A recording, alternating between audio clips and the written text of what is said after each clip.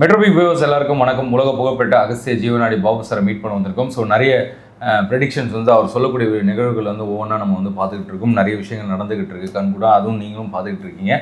So ராசி பலனுக்கு மிகப்பெரிய வரவேற்பு. அதுவும் இல்லாமல் இப்போ வருகிற 15ஆம் தேதி வந்து குரு வந்து மாறுறாரு. ஸோ அதனால் 12 ராசிக்கு என்ன மாதிரி பலன்கள் இருக்குது அப்படின்னு சொல்லிட்டு ஐயா கிட்ட கேட்டு தெரிஞ்சுக்க போகிறோம். ஸோ அதுக்காக வந்திருக்கும்.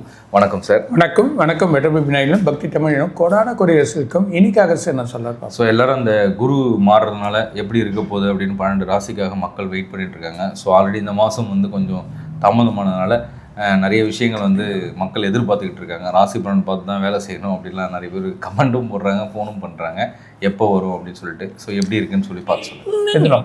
பர்டிகுலர் மிருகசீரிஷ நட்சத்திரம், திருவாதிரை நட்சத்திரம், புனர்பூச நட்சத்திரம், இந்த 3 நட்சத்திரமே நல்லா இருக்குது. அது இல்லாமல் அவங்களுக்கு ஜென்மத்தில் குரு வரதுனால 14ஆம் தேதி வந்து சின்ன சின்ன குழப்பங்கள், சஞ்சலங்கள், எது எடுக்கலான்னு தெரியாது. தொழிலா வேலையா எதை வந்து மேம்படுத்தலான்னு தெரியாது. ஆனால் வேலையில் மேம்படுத்துறவங்க வேலைக்கே போங்க, வேலையில் நல்லா வரும். புது இன்வெஸ்ட்மெண்ட் வேணாம், புதுசாக தொழில் வேணாம், இருக்க வழியை வச்சு அப்படியே செய்கிறது தான் நல்லது. அது இல்லாமல் பொருள் நிறைய வழி பண்ணோம், வெளிநாட்டுக்கு போகலாம், வேறு ஊருக்கு போய் பண்ணலான்னு நினைப்பாங்க, கொஞ்சம் தடையாக இருக்கும் இந்த 2 மாதம். அது பர்டிகுலராக இந்த 1 மாதம் ஃபுல் தடையாகி அதுக்கப்புறம் வழி கிடைக்கும்.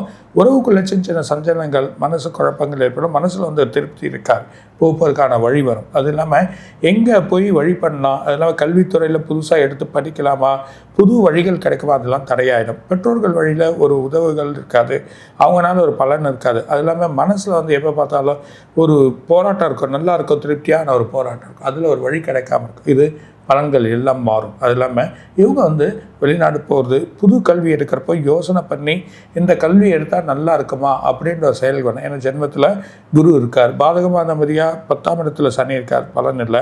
ஆனால் பக்கியாதிபதியாக ராகு வர்றதுனால, ஆனால் 2ஆம் இடத்துல செவ்வாய், மனசு கோபங்கள், சின்ன சின்ன பேச்சுகள், தன்னை அறியாமல் பேசுகிற சிலைகள், இதெல்லாம் அவங்களுக்கு ஏற்படும். பூப்பு சரியாயிடும். அதேமாதிரி பிள்ளைகள் எல்லாம் கவனமாக இருக்கிறது, பெற்றோர்கள் வழியில் சரி அவங்கக்கிட்ட பிரச்சனை பண்ணாமல் இருக்கிறது, இதெல்லாம் அவங்களுக்கு ஒரு பெரிய பலனை கொடுக்கும். பிரதோஷ வழிபாடு, சிவனுக்கு வந்து பிரதோஷத்துக்கு தேன் கொடுக்கறது, பால் கொடுக்கறது, இதெல்லாம் செய்ய சொல்ல ஒரு பெரிய பலன் அவங்களுக்கு காத்திருக்கு. முருகனையும் போய் வேண்டுங்க, நல்லாயிடும்.